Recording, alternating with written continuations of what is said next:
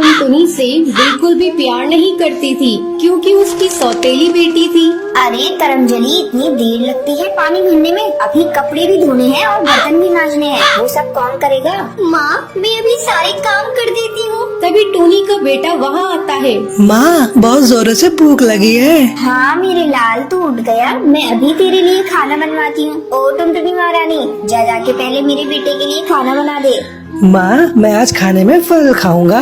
अच्छा, मेरा राजा बेटा आज फल खाएगा तो मैं फल ही खिलाऊंगी। टुनटुनी, पहले जा नीली नदी से शरीफा तोड़कर लेकर आ। मेरे बेटे का मन आज फल खाने को है तो आज घर में शरीफा फल खाएंगे। हाँ माँ, अभी जाती हूँ। टुनटुनी शरीफा फल तोड़ने के लिए नदी पार जाती है और वहाँ बैठकर रोने लगती है।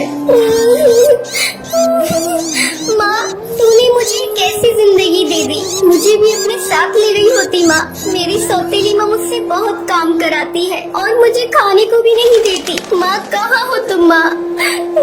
मेरे सामने एक बार आओ। तुम मेरे सामने क्यों नहीं आती माँ? तुम्हें मेरे दर्द दिखाई नहीं देता? तभी उस नदी पार पानी पीने के लिए एक बुलबुल आती है। जब वो टुनटुनी को रोते हुए देखती है तो उससे पूछती है, क्या हुआ है बेटा?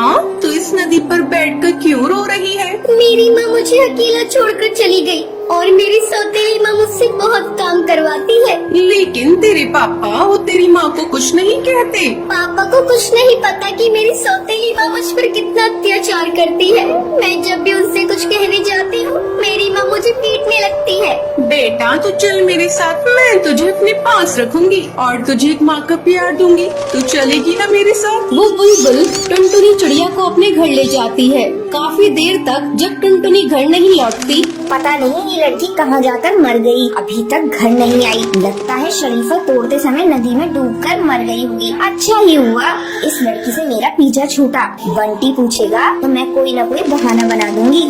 शाम को जब बंटी घर आता है तो टूनी रोना शुरू कर देती है। बंटी, पता नहीं टुनटुनी कहाँ चली गई। बहुत देर से घर में नहीं आई। कई दिन से कह रही थी कि मैं अपनी माँ के पास जाऊंगी। लगता है वो उसी की खोज में चली गई। अरे पागल, तूने मुझे चिट्ठियाँ लिखकर बताया क्यों नहीं? पता नहीं मेरी बेटी किस हाल में होगी। मैं अभी उसे ढूंढने के लिए जाता हूँ। बंटी को टुनटुनी नहीं मिलती और वो खाली हाथ घर लौट आती है। समय तेजी से गुजरने लगता है और टुनटुनी पढ़ लिख कर डॉक्टर बन जाती है। अरे माँ, तुम्हारी ये हालत कैसे हो गई? तुम कौन हो बेटा? मुझे आँख से दिखाई नहीं दे रहा है। तुम मुझे कैसे जानती हो? माँ, मैं तुम्हारी बेटी टुनटुनी हूँ। बेटा, मुझे माफ कर दे, मैंने तुम्हारे साथ बहुत बुरा किया। तेरे जाने के बाद अचानक मेरी आँखों की रोशनी चली गई और मैं अंधी हो गई बेटा। और एक तूफान में बंटी और पप्पू की मौत भी हो गई। मैं बर्बाद हो गई बेटा, बर्बाद हो गई। माँ, तुम चिंता मत करो, जो हो गया सो हो गया। अब मैं तुम्हें कहीं नहीं जाने दूंगी, तुम मेरे ही साथ रहोगी। फिर टुनटुनी और टूनी साथ साथ रहने